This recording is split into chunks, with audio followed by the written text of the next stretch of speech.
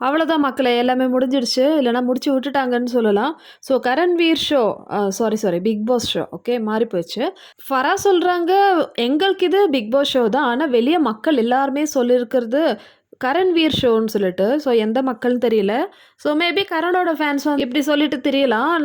இது வந்து எங்களுடைய கரண் ஷோ இல்லன்னா கரண்வீர் ஷோன்னு சொல்லிட்டு. வீக்கெண்டுக்கா வாரல.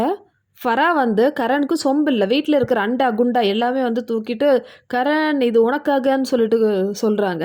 ஸோ அந்த மாரி தான் வந்து எல்லா கண்டஸ்டன்ட்டையும் வந்து யாரெல்லாம் கரன தப்பு சொன்னீங்களோ, அவங்கலாம் எழுந்துருங்கன்னு சொல்லிட்டு, ரஜித் கிட்டயும், பக்கா கிட்டயும், ஈஷா கிட்டயும் அப்படியே டப்பு டப்புன்னு மாறி மாறி கேள்வியோ கேள்வி. அவங்கள ஆன்சர் கூட சொல்ல விட மாட்டேன்றாங்க. நான் நெனைக்கிற மாரி தான் நீங்கலாம் சொல்லணும். நீங்கலாம் கரனுக்கு சப்போர்ட் தான் பண்ணணும். அந்த மாரி ஒரு நெனப்புல தான் வந்து இந்த வீக்கெண்ட்ல பேசுறாங்க. நம்ம ஸ்ருதிகாவோட ஒரு நியூஸ் கேள்விப்பட்டேன்.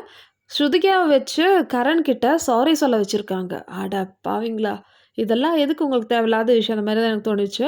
ஸோ ஸ்ருதிகா கிட்ட சொன்னாங்களாம் ஃபாரா, "உனக்கும் அதாவது ஸ்ருதிகாவுக்கும் சிம்முக்கும் இடையிலான ஃப்ரெண்ட்ஷிப்ல கரண் எப்பவுமே வந்ததில்ல. அவன் எப்பவுமே சொன்னதும் இல்ல. நீ தான் தப்பா நெனச்சிட்டு இருக்க ஸ்ருதிகா. அவன் ரொம்ப நல்லவன். உங்களோட ஃப்ரெண்ட்ஷிப் வந்து அவனுக்கு ரொம்ப பிடிக்கும். சும்மா வந்து என்கரேஜ் தான் பண்ணா உன்னோட ஃப்ரெண்ட்ஷிப் மெயின்டெயின் பண்றதுக்கு.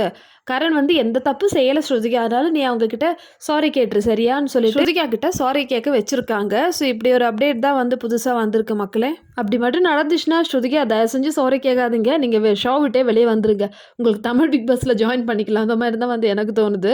ஸோ எதுக்கு தேவையில்லாம இந்த ஹிந்தி பிக் பாஸ்ல கலந்துக்கிட்டு நம்ம பேரை வந்து நம்மளே வந்து கெடுத்துக்கணும். ஸ்ருதிகா ஹிந்தி பிக் பாஸ்க்கு போனதுக்கு மெயின் ரீசனே வந்து எனக்கு ஒரு சல்மான் கான் ரொம்ப பிடிக்கும்னு சொல்லிட்டு தான். இன்னைக்கு வந்து ப்ரமோல ரஜித், பாகா அதுக்கப்புறம் ஈஷா ஸோ இவங்களெல்லாம் பார்க்கறதுக்கு ரொம்பவே பாவமா இருக்கு.